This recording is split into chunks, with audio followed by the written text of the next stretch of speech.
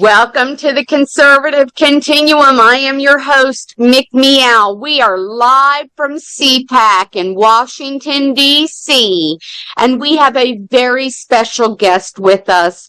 Her name is Stacy Ogrenzik. We are honored to have you with us to speak and give the story of what happened to Ryan.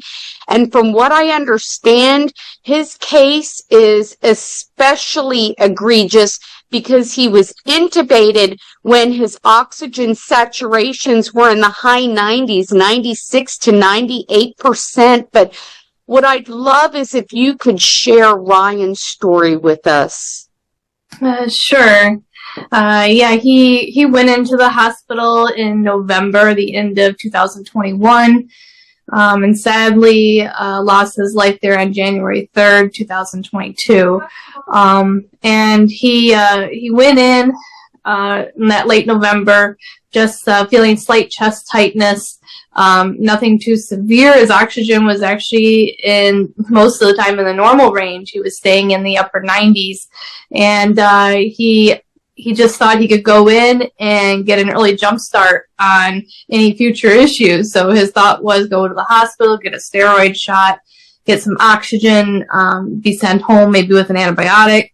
And he just knew from me having asthma, that's how they would treat that. If I was having trouble breathing, that I would go in and get a steroid shot and usually oxygen, some kind of nebulizer treatment and send home. So that's what his thought process was, to do the same. No one else ever brought anything up to him about it then.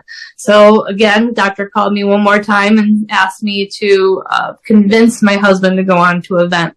And I said, no, I'm not going to do that. And I said, his oxygen is normal.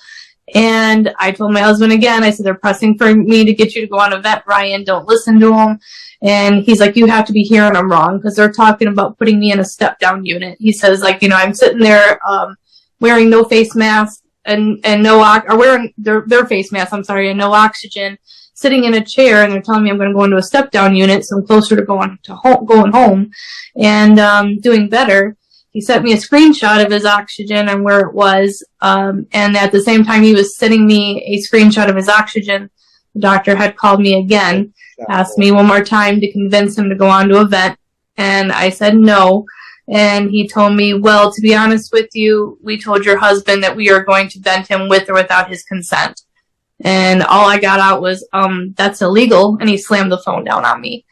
And then all communication stopped with my husband. Could not get a hold of him. I tried contacting the hospital, couldn't get no one to give me any answers. In my mind, I kept thinking what Ryan said in the car about you have the right to say no, and I knew no way he would do it. So I'm in panic, but not full panic yet, thinking, okay, they're going to bring it up to him and he's going to say no. But 2 hours later, I got a phone call from the same doctor saying, just letting you know that we vented your husband 2 hours ago. That you were able to record parts of those conversations. I don't want to pick at a healing wound, and I know that it won't, heal completely, but what was running through your mind when these people were saying this and showing you these things?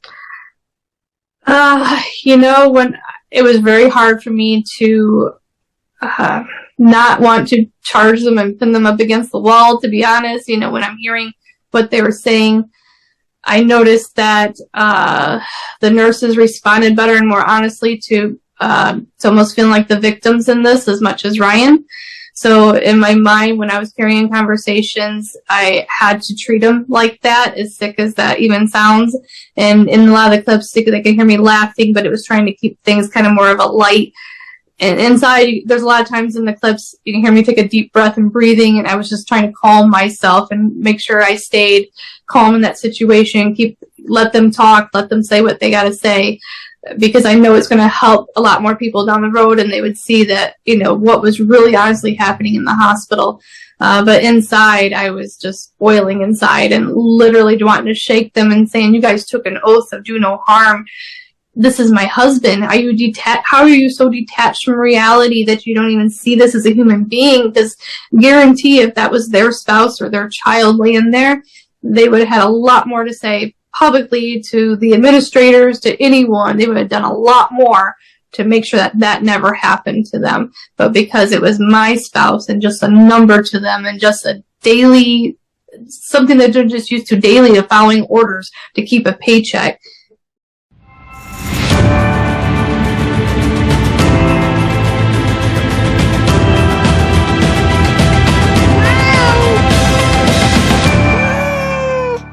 Hey everybody, this is McMeow with the Conservative Continuum.